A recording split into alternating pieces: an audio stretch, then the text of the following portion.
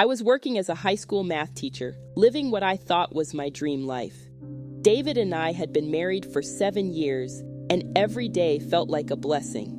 We'd met at a charity event where he was representing his bank, and I was there with some of my students who'd won a math competition. It was like something out of a romantic comedy. Our eyes met across the room, and the rest was history. Our life together was comfortable and happy. We had a nice house in the suburbs, 2 cats, and plans to start a family soon. David was always so thoughtful, bringing me flowers for no reason or surprising me with weekend getaways. I felt like the luckiest woman in the world. One day, I was grading papers in my classroom after school when a student, Emily, came in looking upset. She'd been struggling with algebra lately, and I could tell something was wrong beyond just math troubles. "Ms. Martinez, can I talk to you about something?" she asked hesitantly. "Of course, Emily, what's on your mind?" I replied, setting aside my red pen. She took a deep breath. "My parents are getting divorced. My dad, he cheated on my mom. I don't know how to deal with it." My heart broke for her. I got up and gave her a hug. "Oh, Emily, I'm so sorry. That must be so hard for you and your family." We talked for a while, and I did my best to comfort her and offer advice. As she was leaving, Emily turned back to me. "Thanks, Miss Martinez. I'm glad I could talk to you. You're so lucky to have a great marriage like you and Mr. Martinez do." I smiled, feeling a wave of gratitude wash over me. "Thank you, Emily. I am very lucky." That evening, I told David about my conversation with Emily over dinner. He reached across the table and squeezed my hand. "Poor kid," he said. "Some men just don't know how good they have it." "I could never imagine doing something like that to you." I beamed at him, my heart full of love. "I know, honey, we're the lucky ones." We spent the rest of the evening cuddled up on the couch, watching our favorite shows and talking about our plans for the future. As I drifted off to sleep that night in David's arms, I thought about how truly blessed I was to have such a loving, faithful husband. Little did I know that my perfect world was about to come crashing down around me. I had always prided myself on being an observant person. As a math teacher, details were my forte. But looking back, I wonder how I missed the early signs that something was off with David. It started with the business trips. David had always traveled for work, but suddenly, the frequency increased. At first, I didn't think much of it. "The bank's expanding," he'd say with a smile. I'd lots of new clients to meet. I'd kiss him goodbye, feeling proud of his success. One evening, as I was folding laundry, I noticed a few extra shirts in his suitcase. "Honey," I called out, "did you pack extra clothes?" David appeared in the doorway, looking slightly flustered. "Oh, yeah, you never know with these trips. Meetings can run long, and I like to be prepared." It made sense, but something in his tone made me pause. I brushed it off, chalking it up to my own insecurities. Then came the late-night calls. I'd wake up to find David's side of the bed empty, his hushed voice drifting from the home office. When I'd ask about it the next morning, he'd always have a ready explanation. Just a client in a different time zone, or the team in Asia needed some input. I believed him. Why wouldn't I? David had always been honest with me. One Saturday morning, I was making breakfast when David's phone buzzed on the counter. A text message flashed across the screen. "Can't wait to see you next week. It's been too long." My heart skipped a beat, but before I could process it, David snatched up the phone. "Sorry, work stuff," he muttered, quickly typing a response. "On a Saturday?" I asked, trying to keep my voice light. He shrugged. "You know how it is. The job never really stops." I nodded, turning back to the stove, but a nagging feeling had taken root in my stomach. That night, we had dinner with our best friends, Mike and Sarah. As we chatted over dessert, Sarah mentioned a new restaurant downtown. "Oh, we should all go sometime," I exclaimed, turning to David. "What do you think, honey?" David seemed distracted, his eyes on his phone. Oh, yeah, sure." Mike raised an eyebrow. Everything okay, man? You've been glued to that thing all night. David looked up, flashing a smile that didn't quite reach his eyes. Just a big project coming up. You know how it is. On the drive home, I couldn't shake the feeling that something was off. You seemed a bit distracted tonight, I ventured. David sighed. I'm sorry, Soph. Work's just been crazy lately. I'll try to be more present. I wanted to believe him, but doubts were starting to creep in. Was I imagining things? Was I letting Emily's situation with her parents color my perception of my own marriage? The next week, David left for another business trip. As I helped him pack, I noticed a new cologne bottle in his toiletry bag. New scent? I asked casually. David hesitated for a split second before answering. Oh, that? Yeah, got it as a free sample. Thought I'd try it out. I nodded, but my mind was racing. Since when did David care about trying new colognes? As I hugged him goodbye at the airport, I held on a little tighter than usual. I'll miss you, I whispered. I'll miss you too, he replied. But his embrace felt different, distant, somehow. I watched him disappear through security, a hollow feeling in my chest. On the drive home, I couldn't shake the feeling that something fundamental had shifted in our relationship. That night, lying alone in our bed, I stared at the ceiling, my mind a whirlwind of thoughts and suspicions. Was I overreacting? Was I seeing problems where none existed? I told myself I was being paranoid. David loved me. We were happy, weren't we? But as I finally drifted off to sleep, a small voice in the back of my mind whispered a question I was afraid to confront. What if everything I believed about my marriage was a lie? As the weeks went by, the little oddities in David's behavior that I'd initially brushed off began to pile up. It was like a math problem where the numbers just didn't add up, no matter how I tried to make them fit. One evening, I was grading papers at the kitchen table when David came home late from work. He walked in, looking tired and distracted. Hey, honey, I said, looking up from my work. Long day? He nodded, barely meeting my eyes. Yeah, you could say that. I noticed he was wearing a different shirt than the one he'd left in that morning. New shirt? I asked, trying to keep my tone casual. David glanced down as if surprised by his own outfit. Oh, yeah. Spilled coffee on myself at lunch. Had to run out and grab a new one. It was a perfectly reasonable explanation, but something about the way he said it made my stomach churn. There's leftovers in the fridge if you're hungry, I offered. Thanks, but I grabbed something on the way home, he replied, already heading upstairs. I'm beat. Think I'll just shower and turn in. I sat there staring at the stairs long after he'd disappeared. The David I knew would have sat with me, asked about my day, maybe even helped grade a few papers. This distant, distracted version of my husband felt like a stranger. The next day, I was doing laundry when I found a receipt in David's pocket. It was for a high-end restaurant downtown, one we'd always talked about trying, but never got around to. The date on the receipt was from his last business trip. My hands shook as I stared at the paper, 2 entrees, 2 glasses of wine, a shared dessert. My mind raced with possibilities, each one more painful than the last. When David got home that evening, I tried to act normal, but my heart was pounding. How was work?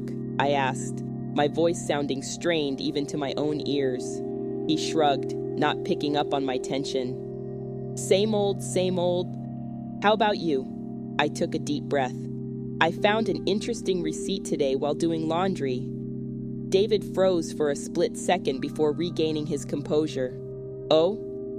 Yeah, from that fancy place downtown, the one we've been wanting to try. Looks like you went there on your last trip. He laughed, but it sounded forced. Oh, yeah, had to take a client out. Should have told you about it. The food was amazing. We should definitely go sometime. I nodded, not trusting myself to speak. His explanation made sense, but why did it feel like he was lying? As the days passed, I found myself watching David more closely, analyzing his every move. He spent more time on his phone, always angling the screen away from me. His work hours grew longer and more erratic, and the emotional distance between us seemed to widen with each passing day. One night, I woke up to find David's side of the bed empty again. I crept downstairs, hearing his hushed voice from the study. I know, he was saying. It's complicated, I just need more time. My heart raced. Who was he talking to at this hour? What was complicated? I must have made a noise because suddenly, David went silent. I quickly retreated to the bedroom, pretending to be asleep when he came back. The next morning, over breakfast, I casually asked, "Sleep okay? I thought I heard you up last night." David's fork paused halfway to his mouth. "Oh, yeah, just a work call. You know how it is with the time differences." I nodded, but inside, I felt like I was drowning. The man sitting across from me, the one I'd loved and trusted for years, suddenly felt like a stranger. That day at school, I was distracted during my classes. My students noticed, with one even asking if I was feeling all right. During my free period, I found myself in the teacher's lounge, staring blankly at my coffee. My colleague, Lisa, sat down next to me. "Sophia, you okay? You look like you've seen a ghost." I turned to her, tears welling up in my eyes. "Lisa, I think something's wrong with my marriage." Her eyes widened. "What? You and David? But you're like the perfect couple." I laughed bitterly. "That's what I thought too. But lately, I don't know. Something's off. David's different, distant, and there are all these little things that just don't add up." Lisa put her hand on mine. "Have you talked to him about it?" I shook my head. "I'm scared to... What if I'm right? What if he's..." I couldn't bring myself to say the word cheating, but Lisa understood. She squeezed my hand. "Oh, Sophia, I'm so sorry, but you need to know the truth, whatever it is." As I drove home that evening, Lisa's words echoed in my head. She was right. My hands were shaking as I picked it up, feeling like a criminal in my own home. But it was locked, and I didn't know the passcode. When had he started locking his phone? Next, I went through his credit card statements. Most of the charges were normal. Gas at groceries, work lunches. But there were a few that stood out. A high-end jewelry store downtown, a boutique hotel in the next city over. My stomach churned as I tried to come up with innocent explanations for these charges. One day, while David was at work, I decided to search our home office. I felt dirty doing it, like I was violating his privacy, but I needed answers. I rifled through drawers, checked under stacks of papers, even looked behind picture frames. Nothing seemed out of place until I noticed a small safe tucked in the back of the closet. We'd always had it, but I'd never paid much attention to it before. Now, it seemed to mock me with its secrets. I tried every combination I could think of. Our anniversary, David's birthday, my birthday, nothing worked. What was he hiding in there? That night, over dinner, I casually brought up the safe. "Hey, honey, I was looking for some old tax documents today. Do you remember the combination for the safe in the office?" David's fork clattered against his plate. He looked up at me, his eyes narrowing slightly. "Why do you need to get into the safe?" His defensive tone caught me off guard. I just thought some of our important documents might be in there. Is that a problem?" He shook his head, his expression softening. No problem. I'll get what you need from there later." "What documents were you looking for?" I made up some excuse about old receipts, my mind racing. Why was he so protective of that safe? The next day, I decided to take my investigation a step further. I followed David to work. I felt ridiculous, like a character in a bad spy movie. As I trailed his car through morning traffic, he drove straight to the bank, just like he always said he did. I watched him walk into the building, feeling a mix of relief and frustration. What was I even doing? But then, around lunchtime, I saw him leave the bank and get into his car. Curious, I followed him again. He drove to a small cafe across town, one we'd never been to together. My heart sank as I watched him get out of the car, straighten his tie, and walk inside. I parked across the street, my hands gripping the steering wheel so tight my knuckles turned white. Who was he meeting? Should I go in? What would I say if he saw me? After what felt like hours but was probably only about 45 minutes, David emerged from the cafe. He wasn't alone. A woman I'd never seen before was with him. She was beautiful, tall, elegant, with long dark hair. They stood close together, talking and laughing. Then, to my horror, David leaned in and kissed her on the cheek before they parted ways. I sat in my car, stunned, as David drove away. Tears streamed down my face as I tried to process what I'd just seen. Who was she? How long had this been going on? That evening, when David came home, I could barely look at him. He asked if I was feeling okay, and I mumbled something about a headache. How could he act so normal when he'd just shattered my world? As I lay in bed that night, wide awake while David slept soundly beside me, I realized I needed more concrete evidence. Following him around wasn't enough. I needed proof that I could confront him with something he couldn't deny or explain away. The next morning, I made a decision. I was going to hire a private investigator. The thought made me sick to my stomach.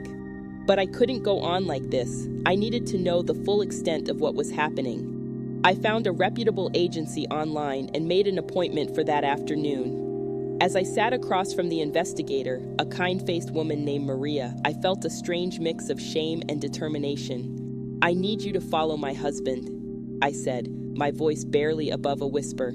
I think he might be having an affair." Maria nodded sympathetically. "I understand, Mrs. Martinez. Can you tell me why you suspect this?" I took a deep breath and began to recount all the little things that had led me to this point. The late-night calls, the mysterious expenses, the emotional distance, and what I'd seen at the cafe. As I spoke, Maria took notes, asking clarifying questions here and there. When I finished, she looked at me with understanding eyes. "We'll get to the bottom of this, Mrs. Martinez. I promise you that." As I left the office, I felt a strange sense of relief mixed with dread. Soon, I would have answers. But was I really ready for the truth? The next few weeks were a roller coaster of emotions. Every time my phone rang, I jumped, thinking it might be Maria with news. I found myself scrutinizing David's every move, looking for clues. It was exhausting, and I felt like I was losing my mind. One evening, David came home later than usual. He had a small gift bag in his hand. "What's that?" I asked, trying to keep my voice casual. He smiled, but it didn't quite reach his eyes. "Just a little something for you. Open it." With shaking hands, I opened the bag. Inside was a beautiful pair of sapphire earrings. My heart raced. Was this a peace offering? Did he suspect I knew something? "They're beautiful," I managed to say. "But what's the occasion?" David shrugged. "Do I need an occasion to spoil my wife?" I wore the earrings to bed that night, feeling confused and conflicted. Maybe I was wrong about everything. Maybe David really was just busy with work, and I was letting my imagination run wild. The next day, Maria called. "Mrs. Martinez, I have some preliminary information for you. Can we meet?" My heart pounded as I agreed to meet her at a coffee shop. When I arrived, Maria was already there. A folder on the table in front of her. "What did you find?" I asked, sitting down. Maria opened the folder. "I've been following your husband for the past week. His routine seems pretty consistent with what you told me. He goes to work, sometimes has lunch meetings, and comes home." I felt a wave of relief wash over me. "So, nothing suspicious?" Maria hesitated. "Well, there is one thing. He's been meeting the same woman for lunch quite frequently. Here are some photos." She slid some pictures across the table. My breath caught in my throat. It was the same woman I'd seen him with at the cafe. In one photo, they were sitting close together, laughing.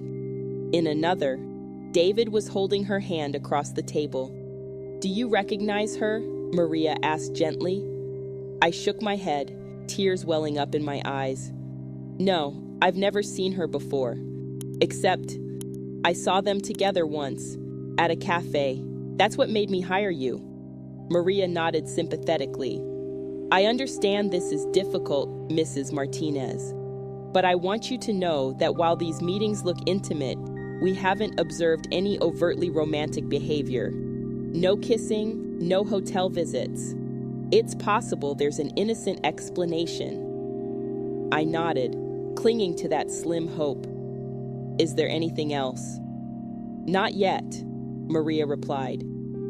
"We'll continue to monitor the situation. In the meantime, try not to jump to conclusions. Sometimes things aren't what they seem." I left the coffee shop feeling more confused than ever. The photos were damning, but not conclusive. Could there really be an innocent explanation for all of this?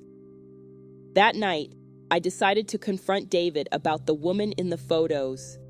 I waited until after dinner, my heart pounding so hard I was sure he could hear it. "David," I started, my voice shaking. "I need to ask you something. Who's the woman you've been having lunch with?" David's face paled. He set down his glass of wine, his hand trembling slightly. "What are you talking about, Sophia?" I took a deep breath. "I saw you, David, at that cafe across town. You were with a woman, tall, dark hair, and I know you've been meeting her regularly." For a moment, David looked like he was going to deny it. Then his shoulders slumped. "Her name is Melissa. She's a client." "A client," I repeated, skeptical. "You looked awfully close for just a client." David ran his hand through his hair, a gesture I knew meant he was stressed. "It's complicated, Sophia. Melissa's going through a messy divorce. Her soon-to-be ex-husband is trying to hide assets. I'm helping her navigate the financial side of things." I wanted to believe him. God, how I wanted to believe him. "And that requires such frequent meetings?" He nodded. "Her situation is delicate. I'm sorry I didn't tell you about it. I was trying to protect her privacy." It made sense. It was a perfectly reasonable explanation. So why did I still feel like he wasn't telling me the whole truth? "The earrings," I said suddenly. "Were they from her, a thank you gift or something?" David's eyes widened. No, Sophia, I bought those for you. I've been feeling guilty about all the time I've been spending on this case, away from you. I wanted to do something special." I nodded, not trusting myself to speak. Part of me wanted to believe him, to throw myself into his arms and apologize for doubting him. But another part, a part I couldn't silence, whispered that something still wasn't right. "I need some air," I said, standing up abruptly. "I'm going for a walk." As I wandered our neighborhood in the cool evening air, my mind raced. David's explanation seemed plausible. Helping a client through a difficult divorce would explain the long hours, the secretive phone calls, even the meetings. But why did it still feel like he was hiding something? When I got home, David was waiting up for me. "Sophia," he said, his voice soft, "I'm sorry I didn't tell you about Melissa sooner. I never meant to make you doubt us."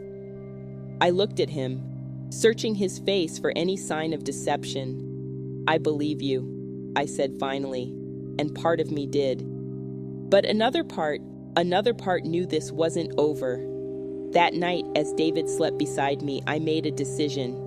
I would give him the benefit of the doubt, for now, but I wouldn't stop looking for the truth, because deep down, I knew there was more to this story than David was telling me. After my confrontation with David about Melissa, things seemed to calm down for a while. He made an effort to be more present, coming home earlier and even surprising me with dinner dates, fighting the urge to press further. Instead, I decided to try a different approach. The next day, during my free period at school, I called Maria, the private investigator. "I need you to dig deeper," I told her. "Look into this woman, Melissa. I need to know everything about her." Maria agreed. and I hung up feeling a mix of guilt and determination. I hated feeling like I couldn't trust my own husband, but I needed answers. A few days later, I was grading papers in my classroom after school when my phone rang. It was Maria. "Mrs. Martinez, I have some information for you," she said. "Can we meet?"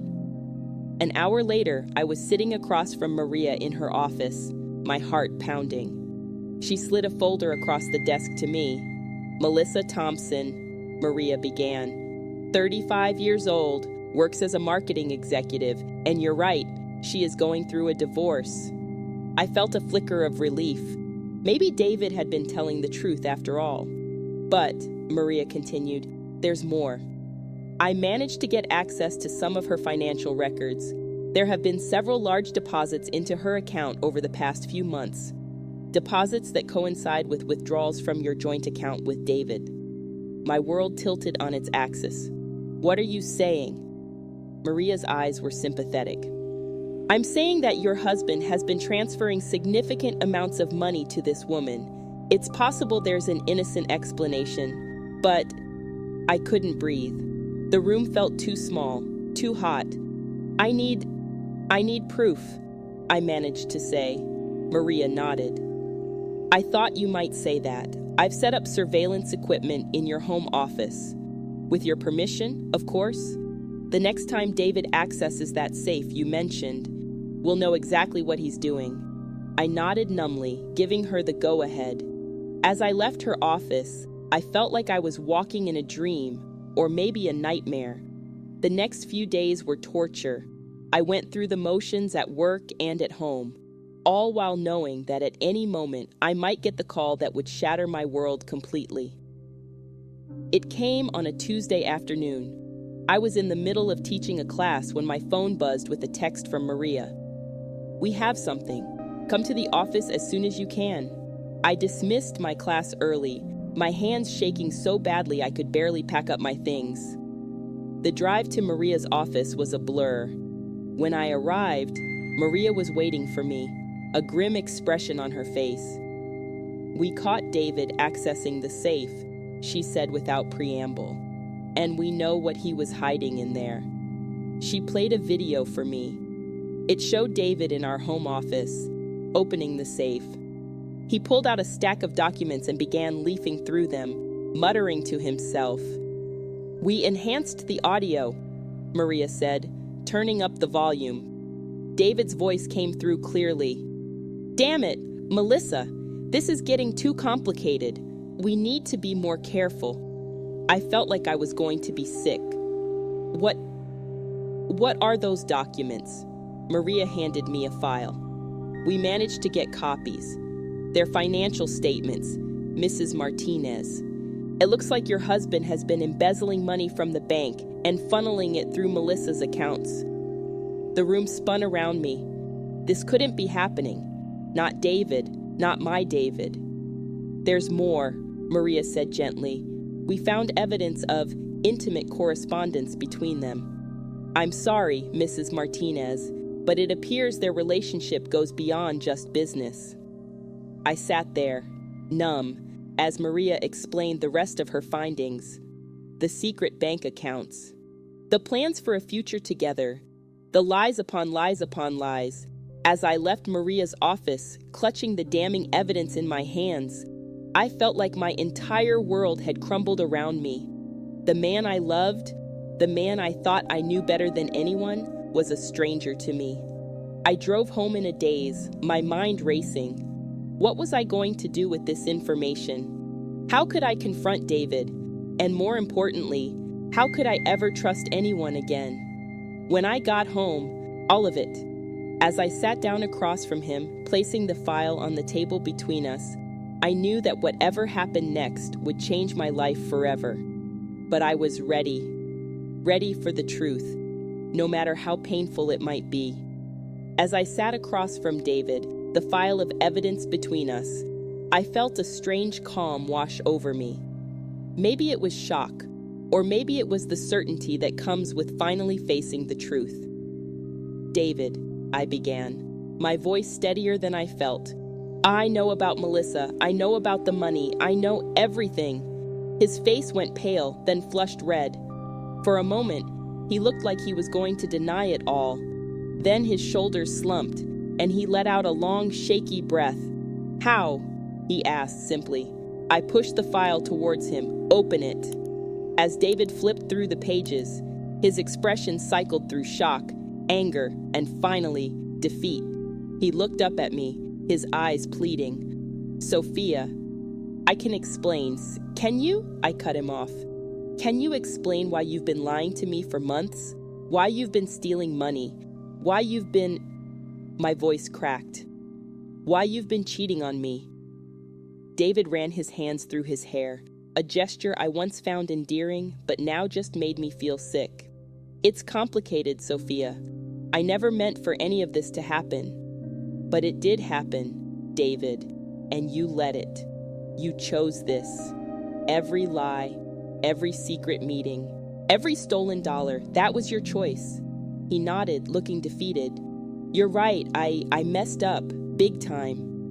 Why? I asked, hating how small my voice sounded. Why her? Why wasn't I enough? David's eyes filled with tears. It's not like that, Sophia. You were always enough. More than enough. I got greedy. The bank was pressuring me to bring in more high-value clients. Melissa came along with her divorce case, and I saw an opportunity. At first, it was just about the money, but then you fell in love with her. I finished for him. He nodded miserably. I didn't mean to. It just happened. I laughed bitterly. Things like that don't just happen, David.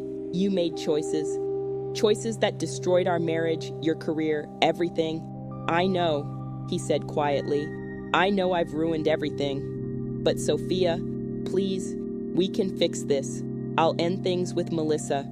I'll pay back the money. We can start over. Stop. I cut him off. Just stop. There's no fixing this, David. You've been lying to me for months. You've been stealing. You've been having an affair. How can I ever trust you again? David reached across the table, trying to take my hand. I pulled away. Sophia, please. I love you. I made a terrible mistake, but I love you. I stood up, needing to put distance between us. If you loved me, you wouldn't have done this. Love doesn't lie. Love doesn't cheat. Love doesn't steal. As I paced the kitchen, my mind raced. What was I going to do now? How could I stay in this house, sleep in that bed, knowing what I knew?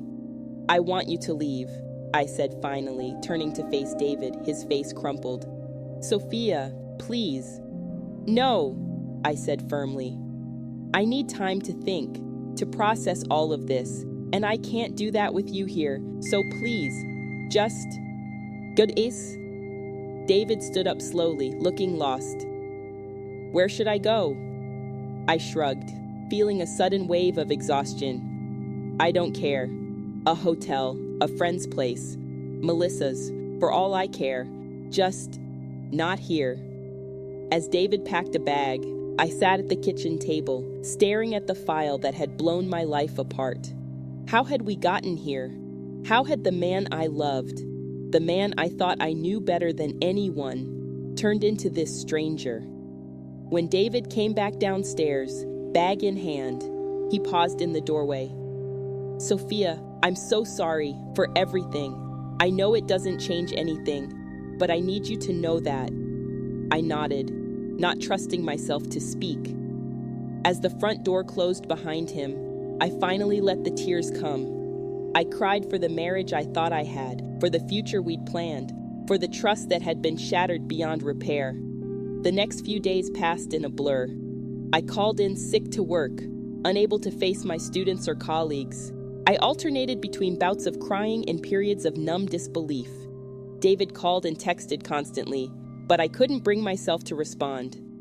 On the third day, there was a knock at the door. It was Maria, the private investigator. Mrs. Martinez, she said gently, I wanted to check on you, and there's been a development. I let her in, feeling a mixture of dread and curiosity. What kind of development? Maria sat down at the kitchen table. pulling out a folder. "After you confronted your husband, he made some interesting moves. He withdrew a large sum of money from one of the hidden accounts, and he booked a flight." My heart sank. "He's running away," Maria nodded. "It looks that way. The flight is to a country with no extradition treaty with ours. If he gets on that plane..." I felt a surge of anger. After everything he'd done, David was going to run away. Not some kind of vigilante. But David had changed the rules. He'd destroyed our life together. And now, it was time for me to write my own ending to this story. "Are you sure about this?" Maria asked when I finished explaining. I nodded, feeling more certain than I had in months. "Yes, it's time David faced the consequences of his actions, and it's time I took back my life." As Maria left to set things in motion, I looked around the house that had once been my sanctuary. Tomorrow, everything would change. For better or worse, I was about to embark on the biggest confrontation of my life, and this time, I would be the one in control. The next morning, I woke up before my alarm, adrenaline already coursing through my veins. I'd barely slept, my mind racing with the plan I'd concocted with Maria. It was risky, possibly even illegal, but I was past caring about that now. All I wanted was justice. I got dressed quickly, choosing clothes that were comfortable but nondescript. As I was about to leave, I caught sight of myself in the mirror. The woman staring back at me looked different, harder, more determined. I barely recognized her. Maria picked me up at 6 a.m. sharp. "Are you sure about this, Mrs. Martinez?" she asked as I got into her car. I nodded. "Call me Sophia." And yes, I'm sure. Let's do this. We drove to the airport in tense silence. Maria had managed to get us access to the security footage, so we knew exactly which terminal David would be heading to. As we parked, I saw a police car pull up nearby.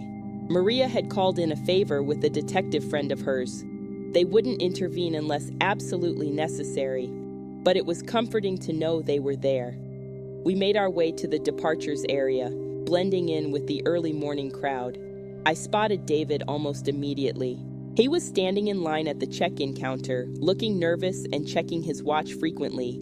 Beside him was a woman I recognized from the photos, Melissa. My heart clenched at the sight of them together, but I pushed the feeling aside. I couldn't let emotions cloud my judgment now. "Ready?" Maria whispered. I took a deep breath and nodded. It was now or never. I walked up to David, tapping him on the shoulder. "Going somewhere." He spun around, his face turning pale as he saw me. "Sophia, what? What are you doing here?" "I think the better question is, what are you doing here, David?" I said, my voice steady despite my racing heart. "Planning a little getaway with your stolen money." Melissa looked between us, confusion and fear in her eyes. "David, what's going on? Who is this?" I turned to her, feeling a strange mix of pity and anger. "I'm his wife, or soon-to-be ex-wife, I suppose. Has he told you about me, Melissa? Or about the money he's been embezzling from the bank?" David grabbed my arm, his voice low and urgent. "Sophia, please, not here. We can talk about this." I wrenched my arm away from him. "No, David, we're done talking. You've done enough talking, enough lying. It's time for the truth to come out." By now, people around us were starting to stare. A security guard was making his way over to us. "Is everything all right here?" the guard asked. I turned to him, my voice clear and loud enough for those nearby to hear.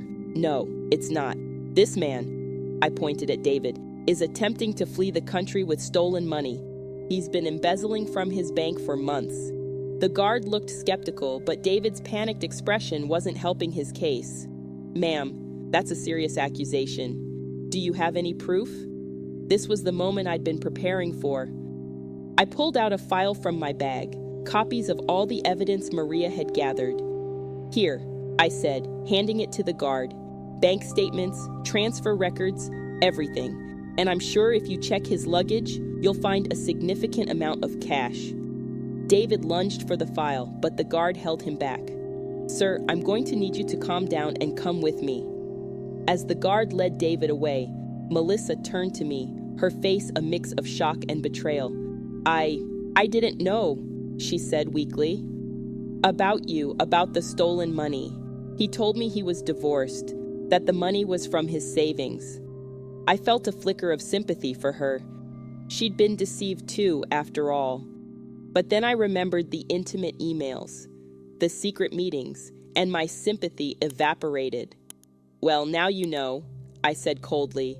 "I suggest you talk to the police. They'll want to know about your involvement." As Melissa walked away, looking shell-shocked, Maria appeared at my side. "The police are here," she said quietly. "They want to talk to you." I nodded, suddenly feeling drained. The adrenaline was wearing off, leaving me feeling hollow and exhausted. The next few hours were a blur of police statements and questions. I told them everything about David's strange behavior, my suspicions, the evidence we'd gathered. They seemed impressed by the thoroughness of our investigation. "You did good, Mrs. Martinez," one of the detectives told me. "We've been tracking some irregularities at the bank, but we didn't have enough to move on. This breaks the case wide open." As the sun began to set, I found myself sitting alone in the airport coffee shop, clutching a cup of cold coffee. The reality of what had just happened was starting to sink in. I'd confronted my cheating husband, exposed his crimes, and potentially ruined his life. It didn't feel like a victory. It just felt empty. Maria joined me, sliding into the seat across from me. "How are you holding up?" she asked gently. I shrugged, not sure how to answer. "I don't know. I thought I'd feel something. Relief, maybe, or satisfaction. But I just feel numb." She nodded understandingly. "That's normal. You've been through a lot. It'll take time to process everything." I looked out the window, watching planes take off into the darkening sky. "What happens now?" I asked, more to myself than to Maria. "Now," she said, her voice kind but firm. "You start rebuilding. You're strong, Sophia. You uncovered the truth. You stood up for yourself. That strength will carry you through this." I turned back to her, feeling the first stirrings of something like hope.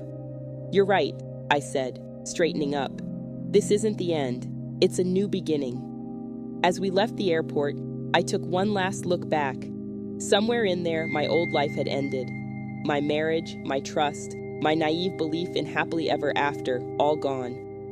But as I stepped out into the cool evening air, I realized something. I was still here, still standing, still fighting, and that, I realized, was its own kind of victory.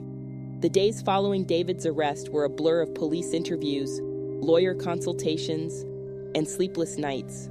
I felt like I was living in a fog, going through the motions of life without really feeling anything. The house that had once been our home now felt like a museum of broken promises and shattered dreams.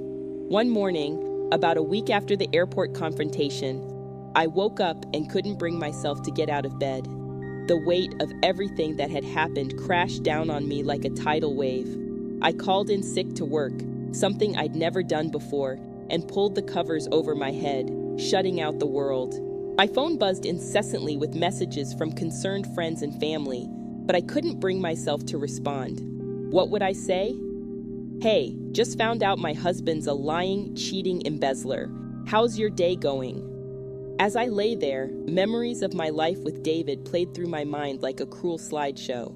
Our first date, when he'd spilled coffee all over himself and made me laugh so hard I cried. Our wedding day, when he'd looked at me like I was the only woman in the world. The day we bought this house, full of dreams for our future.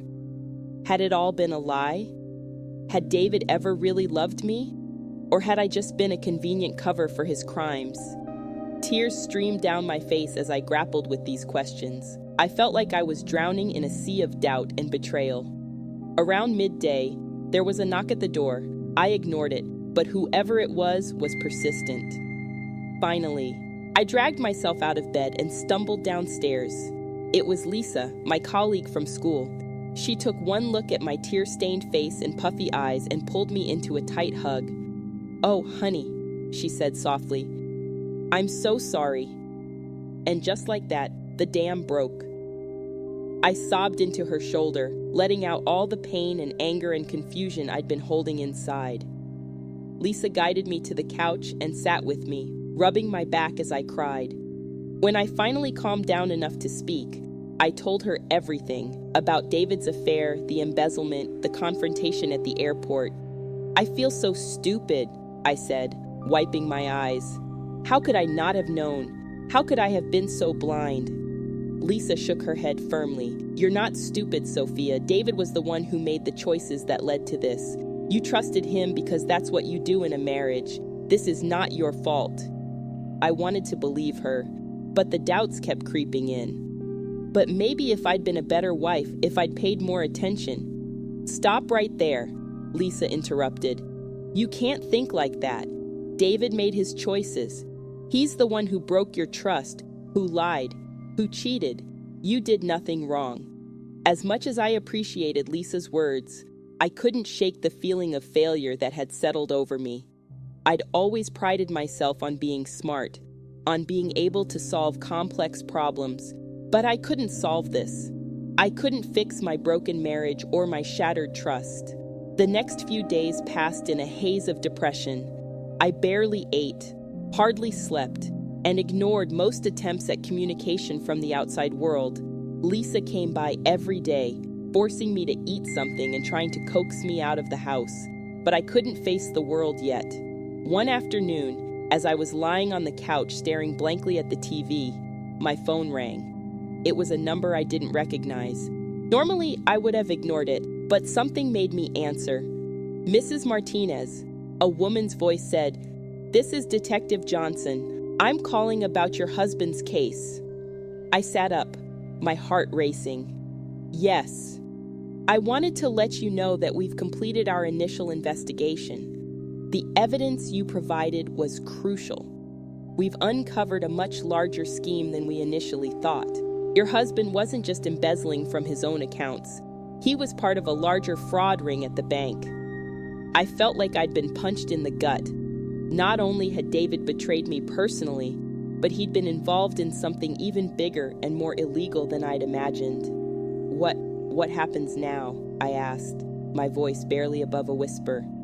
"We're moving forward with prosecution," the detective said. "Given the extent of the crimes, it's likely your husband will be facing significant jail time.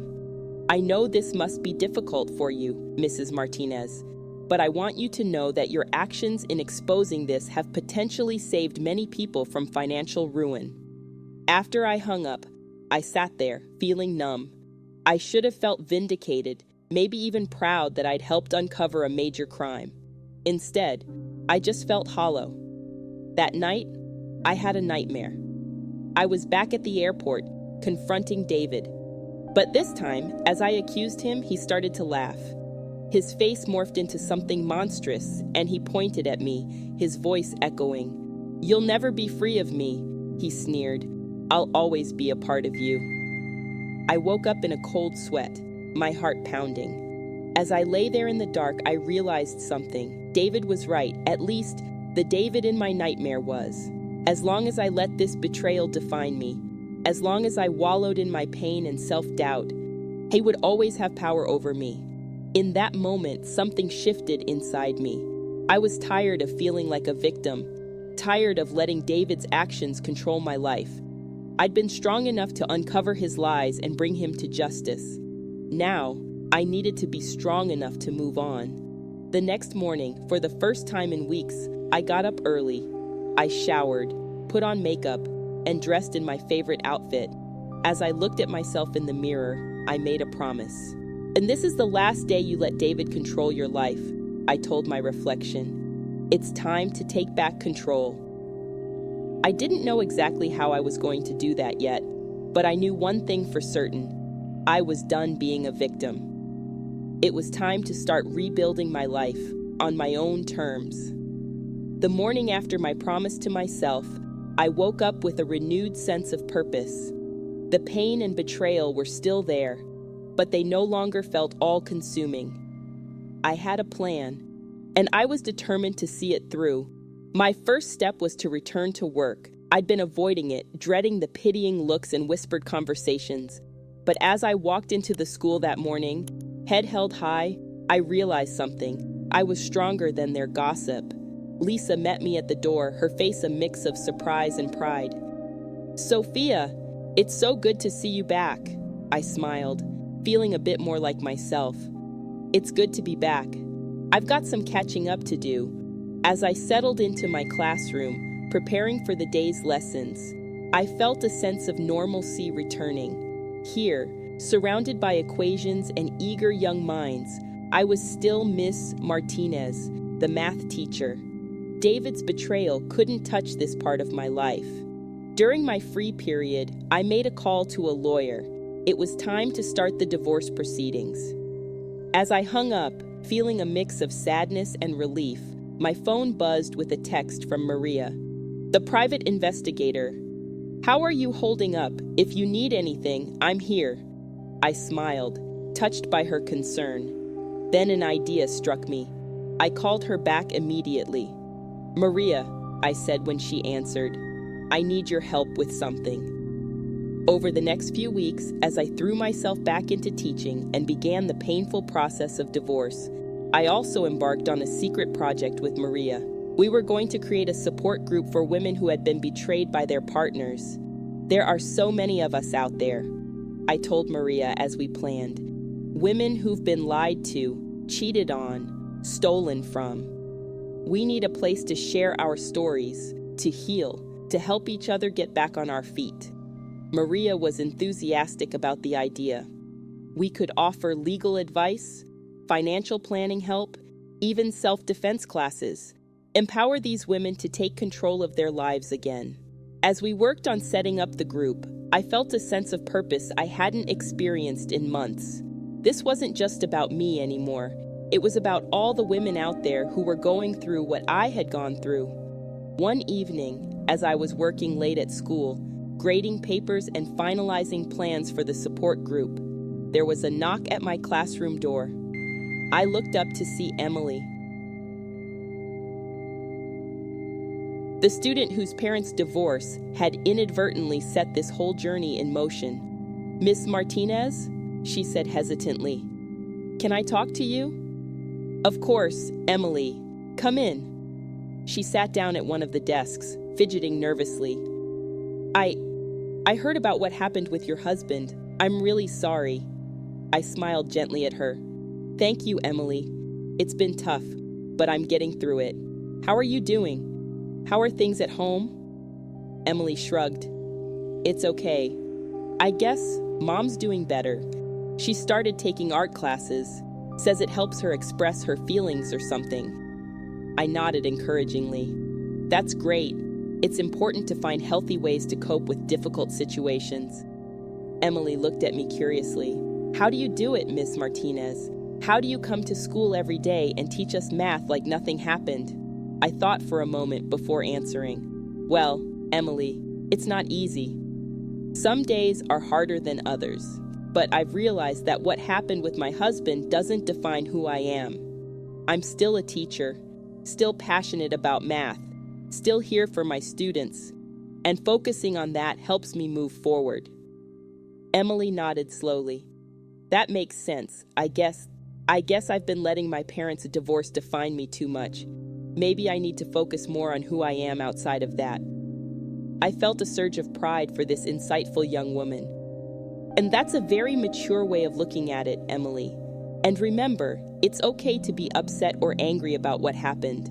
Those feelings are valid, but they don't have to control your life." As Emily left, looking more confident than when she'd arrived, I felt a warmth in my chest. This was why I became a teacher, to help guide young minds, to make a difference in their lives. The next day, Maria and I launched our support group. We'd rented a small community center space and put out discreet flyers around town. I was nervous as I stood at the front of the room, waiting to see if anyone would show up. To my surprise and relief, women started trickling in. Some looked nervous, others determined. By the time we were ready to start, there were 15 women in the room, I took a deep breath and began. Welcome, everyone. My name is Sophia, and like all of you, I've been betrayed by someone I loved and trusted, but I'm not here to dwell on that. I'm here because I refuse to let that betrayal define me, and I want to help all of you do the same. As I shared my story, I saw nods of recognition and understanding around the room. When I finished, other women began to share their experiences. There were tears, moments of anger, but also laughter and words of encouragement. By the end of the meeting, there was a palpable sense of solidarity in the room. We'd created a safe space where these women could be vulnerable, could find strength in each other. As the last woman left, giving me a grateful hug on her way out, Maria came up to me, beaming. "You did it, Sophia," she said. "You've turned your pain into something positive. You should be proud of yourself." And for the first time in months, I truly was proud. I'd faced my darkest moment and come out stronger on the other side. I'd found a way to use my experience to help others. As I locked up the community center that night, I realized something. This was just the beginning. I had so much more to give, so much more life to live. David's betrayal had knocked me down, but it hadn't knocked me out. In fact, it had shown me just how strong I really was. Walking home under the stars, I felt a sense of peace wash over me. The road ahead wouldn't be easy, but I was ready for it. Because now I knew the truth. I was capable of not just surviving, but thriving. And nothing, not even betrayal, could take that away from me.